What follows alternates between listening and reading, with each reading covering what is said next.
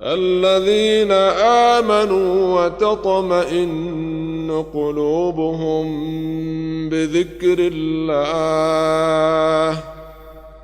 ألا بذكر الله تطمئن القلوب. بسم الله الرحمن الرحيم. الحمد لله والصلاة والسلام على رسول الله وآله وصحبه ومن اهتدى بهداه. أما بعد, among the dua, and as you recall, we've said so many, but this is what the Prophet used to say, alayhi salam. He used to alternate between these du'as at the end of the salat before his salam. And this shows you, and all of these hadiths are authentic, either Bukhari, Muslim, or the other authentic books, that the Prophet used to make this dua before the salam. And this is the place of dua. So what dua he used to say? These three du'as I'm going to read to you are similar in a way in their meanings, though they have different wordings and different situations.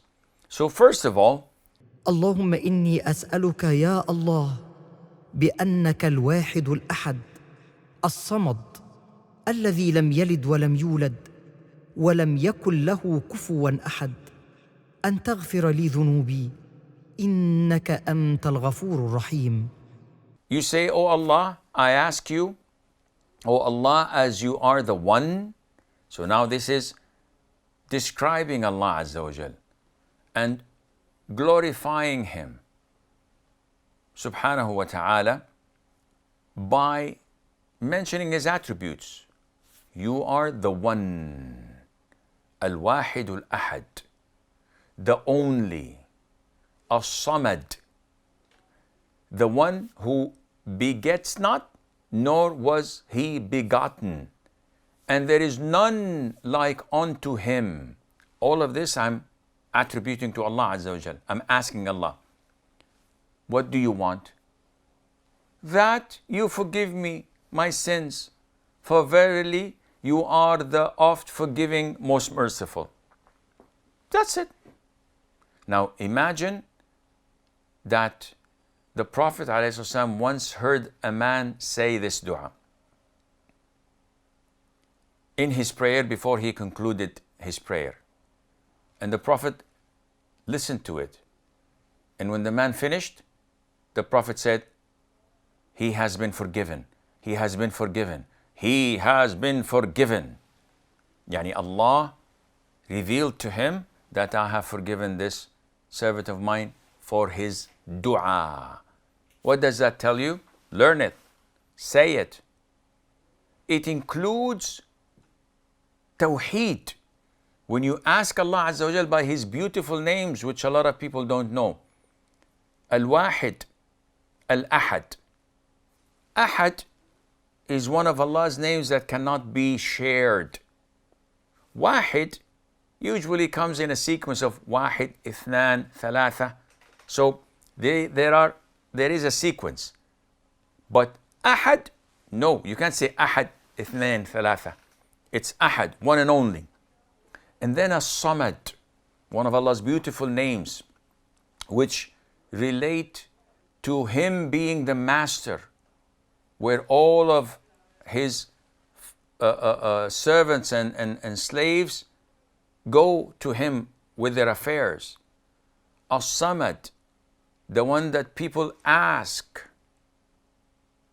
and so forth. So you acknowledge that He does not beget and is not begotten. Allah Azza wa Jal is the first without a beginning and the last without an end.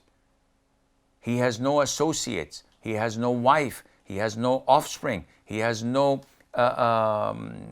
parents. Subhanahu wa ta'ala.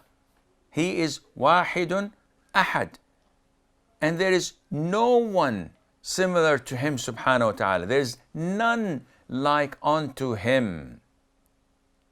After all of this, I beg Allah Azza wa Jal for forgiveness, and you shall get your forgiveness if you say this dua. The following dua is on the same lines. the Prophet said عليه الصلاة والسلام, اللهم إني أسألك بأن لك الحمد لا إله إلا أنت وحدك لا شريك لك المنان يا بديع السماوات والأرض يا ذا الجلال والإكرام يا حي يا قيوم إني أسألك الجنة وأعوذ بك من النار. O Allah, I ask you as unto you is all praise, none has the right to be worshipped except you, alone, without any partner. You are the benefactor, O originator of the heavens and the earth, O possessor of majesty and honor, O everlasting, living, O self-subsisting and supporter of all. Verily, I ask you for paradise, and I take refuge with you from the fire. The following hadith, اللهم إني أسألك بأني أشهد أنك أنت الله لا إله إلا أنت الأحد الصمد الذي لم يلد ولم يولد ولم يكن له كفوا أحد. O Allah, I ask you, as I bear witness that you are Allah, none has the right to be worshipped except you, the one, as-samad, who begets not, nor was he begotten, and there is none like unto him. All of these hadiths, these two hadiths, the Prophet ﷺ, when he heard people saying them in their prayers, he told his companions, they have asked Allah by his greatest name, which when asked, he would give. So, what do we understand from this?